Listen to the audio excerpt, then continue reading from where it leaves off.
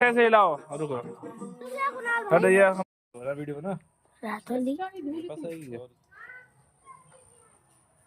बहुत जोर लगेगा।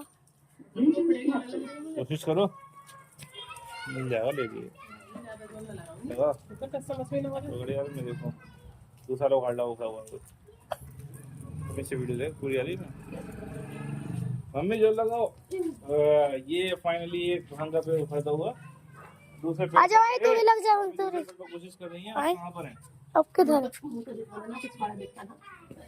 ये फाइनली दूसरा पेड़ मूली निकल रही है नीचे से तो मूली निकल रही है आरन मूली निकल रही है जड़ों के लिए मूली सही बात है मूली निकल रही है नीचे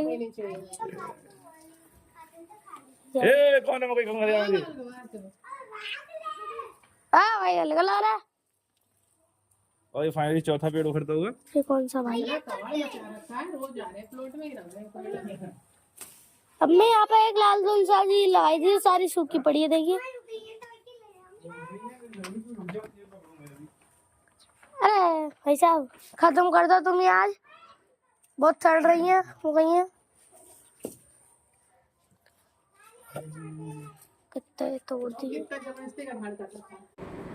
hello everyone welcome back to my new blog. कैसे हैं आप सब? आई होप आप सब अच्छे होंगे और हम भी अच्छे हैं। तो आज हम आए हैं प्लॉट पर साफ़ सफाई करने। जैसा कि मैंने एक दिन अपने हस्बैंड से बोला, एक भांग का पौधा वहाँ पे जम के आया था छोटा सा धनिये में, तो मैंने उनसे बोला था कि इस पौधे को यहीं रहने देना ताकि हम जब भोलेनाथ की पूजा करें तो चढ़ाने में काम देंगे। खींचो लगाओ जो आगे तुम खींचो सब लगाओ सब लगाओ सब ऐसे ही लाओ शाबाश। लेकिन फिर बीच में मेरी तबीयत ख़राब हो गई। जैसा मैंने आपको पिछले ब्लॉग में बताया था कि मेरी सारी सब्जियां सूख गई थी।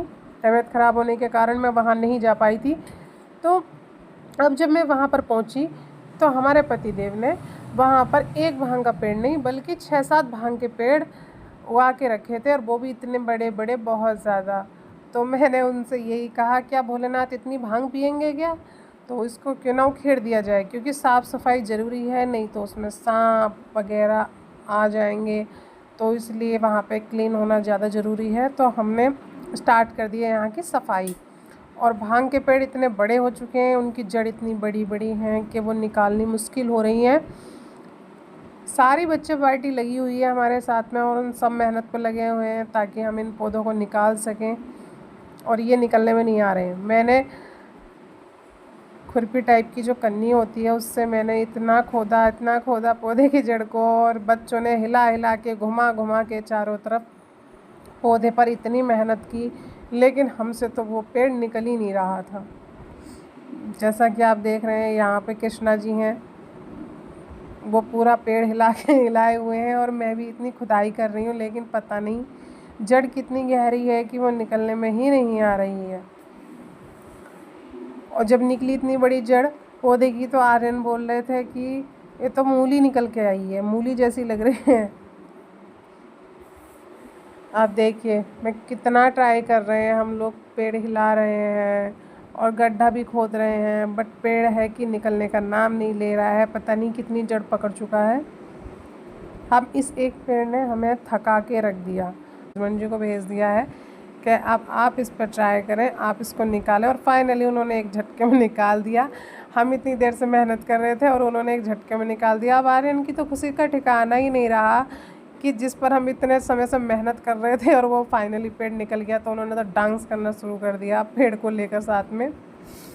और फिर हम आते हैं दूसरे पेड़ों पर जो और छोटे छोटे पौधे लगे हुए थे। हमने सोचा इनको भी क्यों ना साफ़ कर दिया जाए। जब सफाई पे खड़े हुए ही हैं तो जितने भी हमें वहाँ पर इतने भांग के पौधे हो गए थे, पता नहीं क्या करेंगे। छोटे पौधे उन्होंने निकाले नहीं, पता नहीं क्यों उनको पाल रहे थे पानी दे कर, क्या करना था। फिर एक ये भांग का पेड़ इतना बड़ा हमें पौधों के बीच में नज़र आ गया बच्चों को, तो बच्चों से वो उखड़ा तो हानि, उन्होंने उसको काट दिया। और यहाँ आर्यन के पैर पर लग गया था कांटे। नींबू का पौधा है वहाँ पर, उससे उनके पैर में कांटे लग गए, तो वो दिखाने आए थे कि मेरे ये चोट लग गई है। लेकिन उन लोगों से वो मेहनत नहीं हुई भांग के पेड़ पर। उन्होंने सोचा पहले पेड़ पर हम इतना थक गए थे बहुत ज़्यादा, तो उन्होंने दरांत लिया और सीधा उसको कट कर दिया ऊपर से और फेंक दिया। फिर मैंने भी जो मुझे पौधे दिखाई दिए सूखे हुए जो ख़राब लग रहे थे, मैंने धुल उखेड़ कर फेंक दिए और फिर अपने हैंड वॉश कर लिए। उसके बाद हमने चलाई यहाँ थोड़ी देर साइकिल। किसना है, हाँ, तो वो उनकी साइकिल थी और वो वहाँ पर चला रहे थे। मुझसे कहने लगे भाभी जी वो ये छोटे से जो कृष्णा खड़े हुए हैं तो वो ये हमारे देवर जी लगते हैं, मैं इनकी भाभी लगती हूँ। तो ये बोल रहे थे भाभी जी आप साइकिल चला के दिखाओ हमारी, आप कैसे चलाओगे। तो मैंने काफ़ी टाइम बाद यहाँ पर साइकिलिंग की है, क्योंकि हम स्कूल टाइम में बहुत साइकिलिंग करते थे, बट फर्स्ट टाइम शादी के बाद मैंने यहाँ पर चलाई। फिर थोड़ी सी मस्ती करने के बाद हम यहाँ फिर प्लॉट में आ गए। और बच्चा पार्टी देखो, यह मेहनत पर लगी हुई।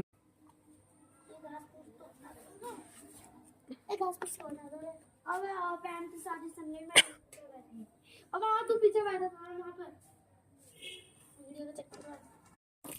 पानी भी पी लिया, प्यास लगी हो रही है। और तो मेरा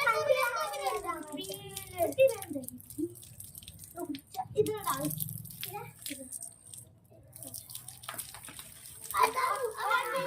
पानी पी ले। रुक जा, मेरा काम हो गया, टाइम हो गया, बन गया। छोड़ दो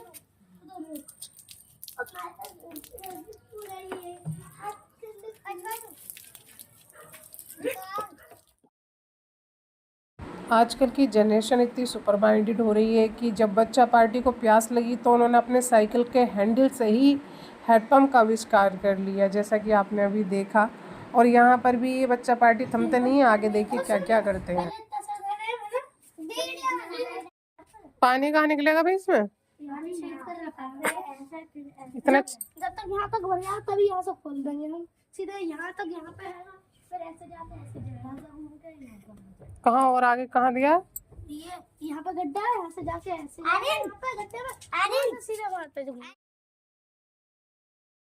तो देखा आपने, बच्चों ने पहले साइकिल के साथ हैंडपम्प का आविष्कार किया था और अब एक डैम का निर्माण कर दिया है। सारे बच्चों ने मिलकर एक गड्ढा बनाया है और उसमें मिट्टी लगा कर एक डैम बनाकर तैयार कर दिया है।